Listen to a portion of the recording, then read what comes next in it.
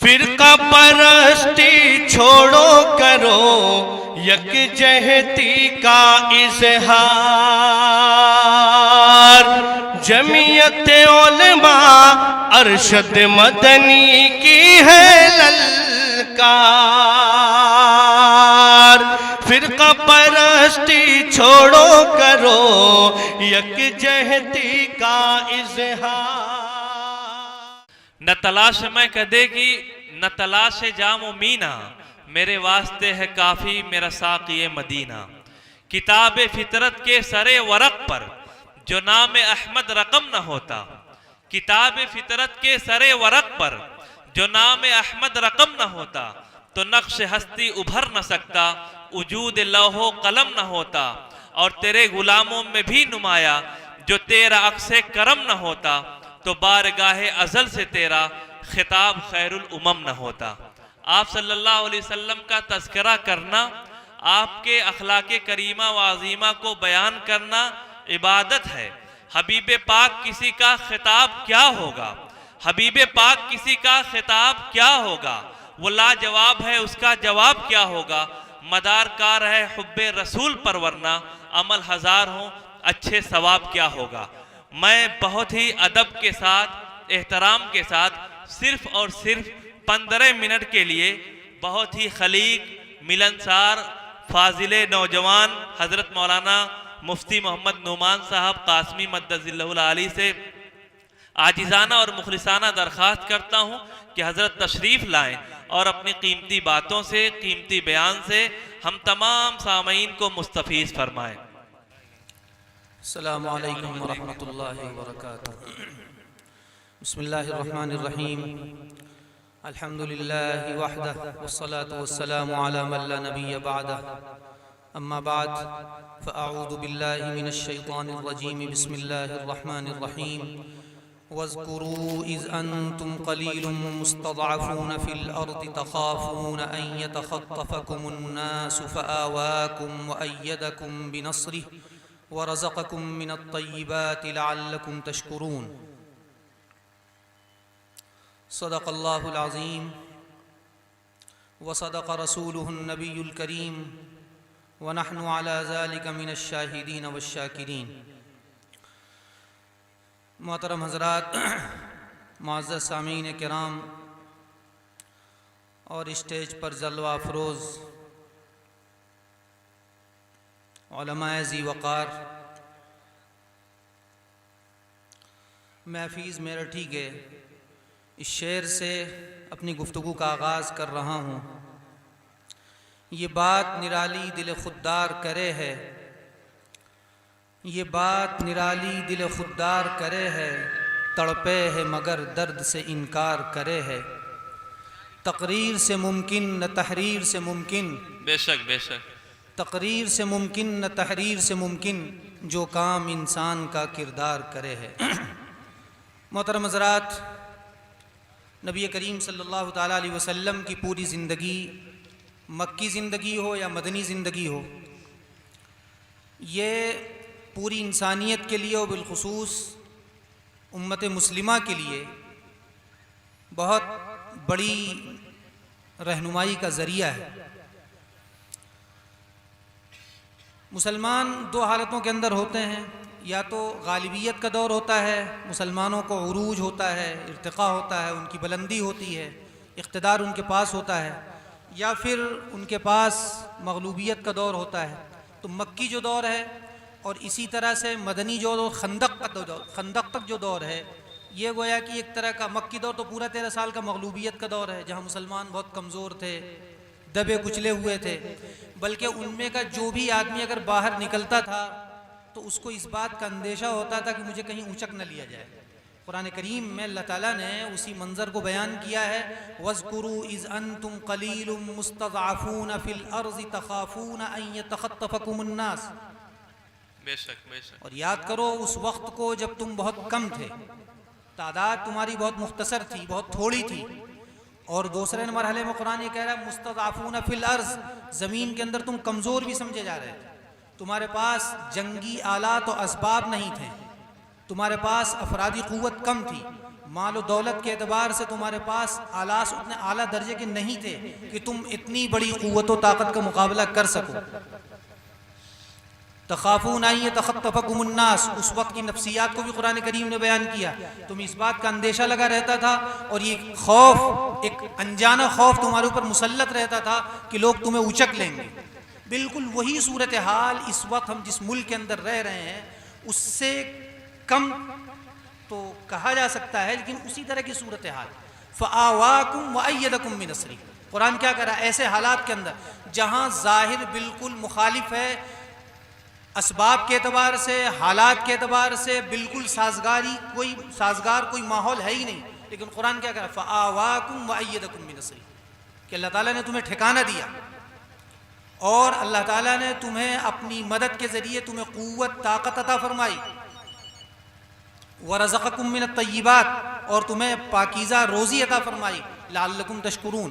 तो इसलिए जब मुसलमानों को मग़लूबियत का दौर आ जाए, कहीं एक अक़लियत के अंदर मुसलमान आ जाएँ, तो मक्की दौर का मुताला करना चाहिए। और मक्की दौर का 13 साल ये हज़रात सहाबा का ये किरदार साजी का दौर है, क्योंकि हज़रात सहाबा की तरबियत की जा रही है और इस 13 साल के अंदर ऐसी उनकी तरबियत की गई है कि आगे चल कर के मदनी दौर के अंदर इनके कदमों के नीचे और इनके कदमों के अंदर कैसर और किसरा के ख़जाने डाले जाएंगे, इनको दुनिया की क़यादत और इक़्तिदार सौंपा जाएगा।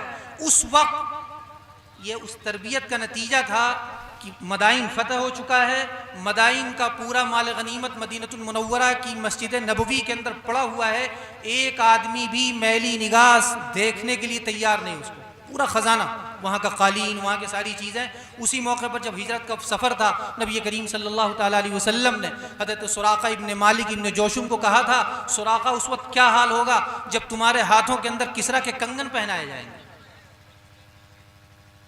तूले शबे फ़िराक़ से घबराना ए जिगर, तूले शबे फ़िराक़ से घबराना ए जिगर, ऐसी भी कोई शाम है जिसकी सुबह ना हो। बेशक बेशक। रात के बाद सूरज तुलू होता है, ऐसे हालात के अंदर हाथ पे हाथ धरे बैठ जाएं और एकदम मायूसी के शिकार हो जाएं, ये ईमान के खिलाफ है, ये अल्लाह ताला की क़ुव्वत व ताकत के यकीन न रखने के खिलाफ है। फ़आवाकुम, जिस ज़ात ने जनाब मोहम्मद रसूलुल्लाह सल्लल्लाहु ताला अलैहि वसल्लम को, हज़रत बिलाल हबशी रज़ी अल्लाह ताला अन्हु को और हज़रत बिलाल की तरह बड़ी तादाद उन सहाबा की है जिन पर उस वक्त जुल्म के पहाड़ तोड़े गए।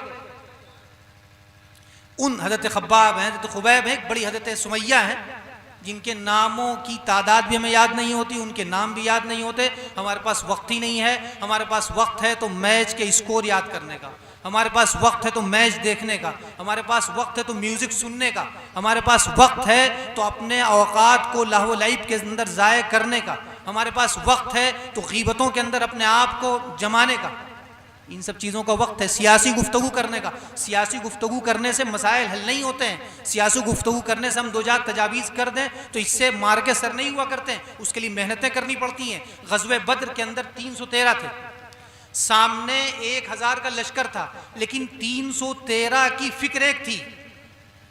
इज्तिमाई तौर पर जब तक मुसलमानों के अंदर फिक्री वहदत नहीं आएगी, यानी क़ुव्वत, यानी सबका मिशन एक नहीं होगा, लोग मिशन के एतबार से यानी एलाए कलिमतुल्लाह के लिए इस एतबार से मुत्तहिद नहीं होंगे, उस वक्त तक अल्लाह ताला की मदद नहीं आ सकती और उस वक्त तक हम पूरी क़ुव्वत व ताकत के साथ नहीं आ सकते। बेशक। अब हर आदमी अपने तौर पर सोचे बैठा हुआ है। फ़आवाकुम वअय्यदकुम बिनस्री, अल्लाह की ज़ात आली पर। अब उससे पहले करना क्या पड़ेगा? किरदार साजी का। ये किरदार साजी का दौर है। तो ऐसे मौके पर जितनी भी मनफी चीज़ें हैं, जो मनफी सोच है, बेज़ब्ती, अदम तहम्मुल यानी बर्दाश्त का ना होना। अब मुस्लिम फैमिली यानी अपने ख़ानदानों को देख लीजिए, ज़रा ज़रा सी बात पर लड़ाई झगड़े, बाप बेटों के अंदर लड़ाई, भाई भाई के अंदर लड़ाई, शौहर बीवी के अंदर लड़ाई, यानी ये सारी चीज़ें हमारे मुआशरे का उन्वान बन गई। यही हम अपने आप को काबू करने के लिए तैयार नहीं है। हमसे दस्तरखान पर एक रोटी और बोटी का इशार नहीं होता। हमें हुकूमत दी जाएगी तो हम क्या इशार कर सकते हैं बताइए।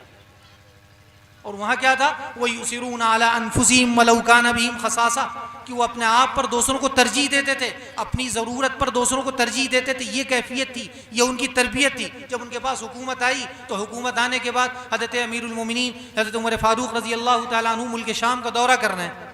हज़रत अबू उबैदा इब्न जर्राह रज़ी अल्लाह तआला अन्हु के पास गए, कहा कि अबू उबैदा मैं तुम्हारा घर देखना चाहता हूँ। कहा हज़रत जाके वहाँ क्या मिलेगा आपको? कहा नहीं, भी देखना चाहता हूँ। उस वक्त के गवर्नर थे, इतनी बड़ी सल्तनत का गवर्नर। तो हज़रत उमर कहा कुछ नहीं मिलेगा सिवाय आंसुओं के। तो हज़रत उमर ने कहा नहीं चलिए देखते हैं। तो कम से कम वहाँ गए तो देखा एक जगह सूखी रोटियाँ पड़ी हुई हैं और एक मटके के अंदर सादा सा पानी रखा हुआ है। तो हज़रत उमर के रज़ी अल्लाह तआला अन्हु के आंखों में आंसू आ गए। हज़रत उमर ने जुमला कहा, क़द गय्यरति दुनिया कुल्लना इल्ला अबा उबैदा, कि हम सबको दुनिया ने तब। हज़रत उमर जैसा जलील क़द्र सहाबी ये कह रहा है हज़रत अबू उबैदा इब्न जर्राह के बारे में, जिनको नबी करीम सल्लल्लाहु तआला अलैहि वसल्लम की ज़बान रुबूवत और रिसालत से अमीन हादिल उम्मा का खिताब मिला। बेशक, यानी उस उम्मत का अमीन, उनके बारे में हज़रत उमर, उनके अहवाल को देख करके हज़रत उमर फारूक रज़ी अल्लाह तआला अन्हु के आंखों में आंसू आ गए। और जो शख्स जिससे दस्तरखान पे 2 सालन जमा हो गए तो एक ही सालन पर इक्तफा किया, कहा कि 2 सालन का एक साथ खाना ये नबी करीम सल्लल्लाहु तआला अलैहि वसल्लम के तरीक़े और मनहज के खिलाफ है।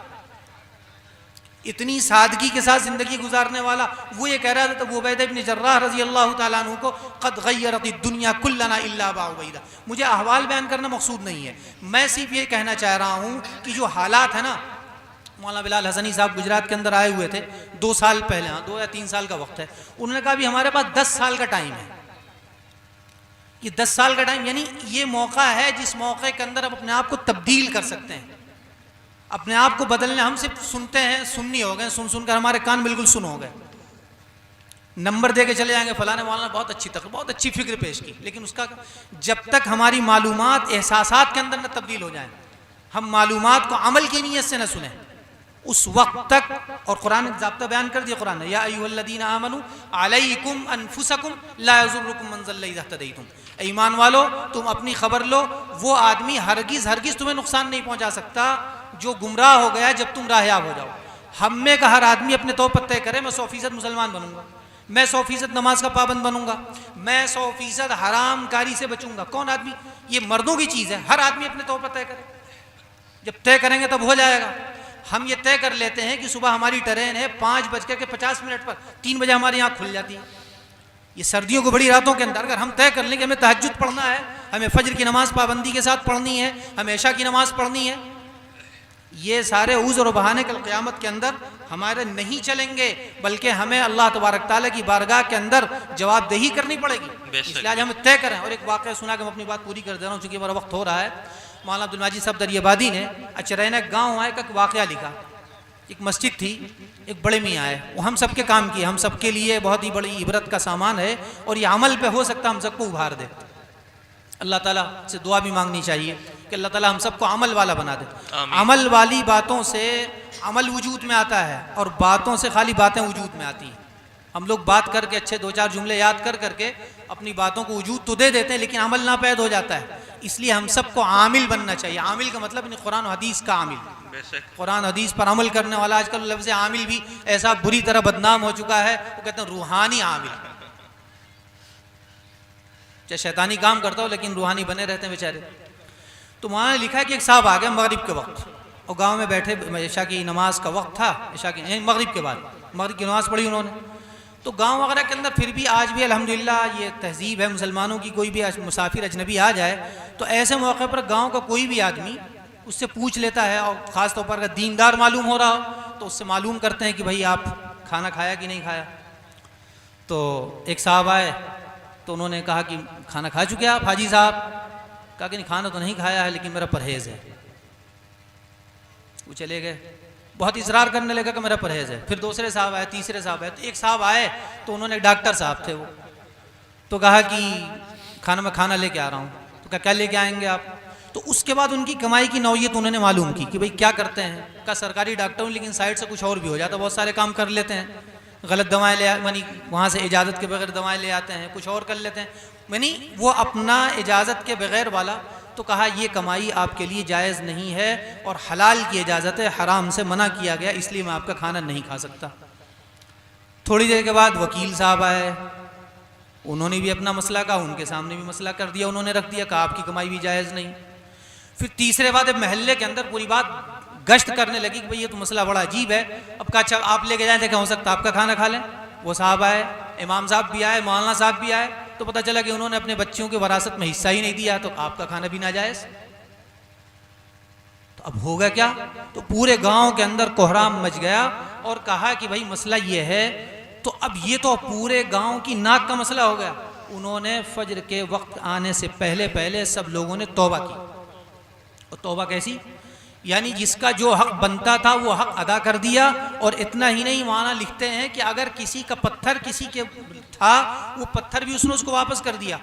कर चुका, नहीं तलाफी कर दी, कर पाया और नहीं तलाफी कर सकता था तो उसने उसकी माफ़ी मांग ली। इसलिए दो जुमला हमारे यहाँ बोला जाता, माफ़ी और तलाफी। इस्तिताअत है, हैसियत है तो तलाफी की जानी चाहिए, और हैसियत तो इस्तिताअत नहीं है तो माफ़ी मांग लेनी चाहिए। ये माफ़ी और तलाफी दो जुमले बोले जाते हैं। फजर के आने से पहले पहले पूरा गांव तायब हो गया और तायब होने के बाद मसला वहीं हल हो गया। एक जुमला नहीं कहा, एक बात बयान नहीं की, अमली तौर पर किरदार पेश कर दिए, पूरे गांव ने तौबा कर ली। इसलिए मेरे दोस्तों, हम में का हर आदमी अमली तौर पर, एक बड़ा तबका हमारे साथ दावती, हम 20%, 80% हमारे सामने मदऊ हैं, यानी उनको हम अपनी दावत से मुतासिर कर सकते हैं, लेकिन उनके जहन दिमाग के अंदर डाला गया है कि बहुत गुस्से वाला है, बहुत गाली वाला है, ये कारोबार के अंदर झूठ बोलते हैं, ये वादा खिलाफी करते हैं, ये पैसे लेकर दबा लेते हैं, वादा पैसे नहीं देते हैं, इनसे कारोबार करोगे, इनके इलाके में जाओगे तो तुम्हें मार डालेंगे। इस तरह की चीज़ें ले ले करके उनके जहन दिमाग को भरा गया, सारी चीज़ें की गई हैं। और जो बेचारा हमसे कारोबार करता है, माशाअल्लाह सुभान अल्लाह इंशाअल्लाह कहते कहते टल्ले देते रहते हैं। कर ले, क्या कर लेगा तू? ये सूरत हाल। अब उसके जहन दिमाग में जो बात थी, अगर तजर्बे के लिए भी आया हो, लेकिन वो कर करा के मसला ख़त्म कर देता, कहा वाकई तो ऐसे ही लोग हैं। अब उसका जो सेकुलर आदमी था वो अनसेकुलर बन जाता है। वो हमसे मामला कर करा करके वो इतना ज़्यादा बिल्कुल दिल बर्दाश्ता होता है। अब वो हमसे बदले की भावना के साथ, जब बताऊंगा तुम्हें, अब वो सिर्फ हमसे नहीं जाता बल्कि हमारी पूरी कौम के एक फर्द से बदले का मसला होता हो। ये अगर वो अखलाक हमारे, इसलिए देखिए आप, मक्की दौर 13 साल मक्की दौर है, खंदक के बाद का हुदैबिया की सुलह हो रही है। सुलह हुदैबिया को कुरान करीम ने फतेह मुबीन कहा है। 1.5 या 2 साल का अरसा मिल रहा है। 1.5-2 साल के अरसे के अंदर कितना बड़ा तबका इस्लाम के अंदर दाखिल हुआ। क्यों? हजराते सहाबा की दीनी तरबियत हो चुकी थी, वो अपने आप को बिल्कुल गुस्सा ख़त्म हो चुका था, वो मुखल्ला बित्तबा, यानी गोया कि वो खालिस, यानी अल्लाह ताला ही के लिए हर काम करने लगे थे। तो ऐसे मौके पर उनसे जो भी आदमी मिला तो तकरीबन 2 से 2.5 साल के अरसे के अंदर एक बड़ा तबका है जिसको कुरान कह रहा है कि बहुत सारे लोग इस्लाम में दाखिल हो गए। इसलिए वक्त है हम अपने आप को संवारें और सुधारें, अपनी ज़बान सबसे ज़्यादा अच्छी करें। ये गाली देने की बात ना, बहुत सारे लोग तो तकिया कलाम ही गाली का होता है, लफ्ज़ साले बोल देते हैं और बा हा नून, और उसके बाद पता नहीं कौन कौन सी गालियाँ, हर बात में गाली। वो गाली खाते भी हैं और गाली ओढ़ते भी, बेचारे सोते भी गाली देते हैं, खाते भी गाली देते हैं और गाली ही लेके बुलाते हैं। आजकल फैशन में गाली देना। इसलिए अपनी ज़बान सबसे ज़्यादा अच्छी मीठी ज़बान बोलने का इस्तेमाल करें, वरना हम लोगों से बात करने वाला कोई बड़ा ऑफिसर हो या छोटा ऑफिसर हो, बिल्कुल करता नहीं बने बनाए काम हम अपने इसी बदजुबानी की वजह से बिगाड़ देते हैं।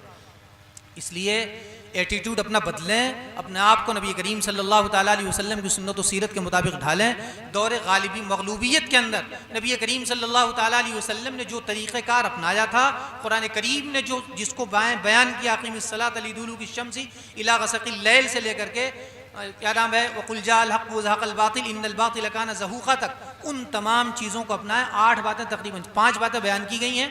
खैर मेरे पास वक्त नहीं है, बाकी लोग आएंगे इंशाअल्लाह अपनी बातें पूरी करेंगे। अस्सलामु अलैकुम व रहमतुल्लाहि व बरकातुहू।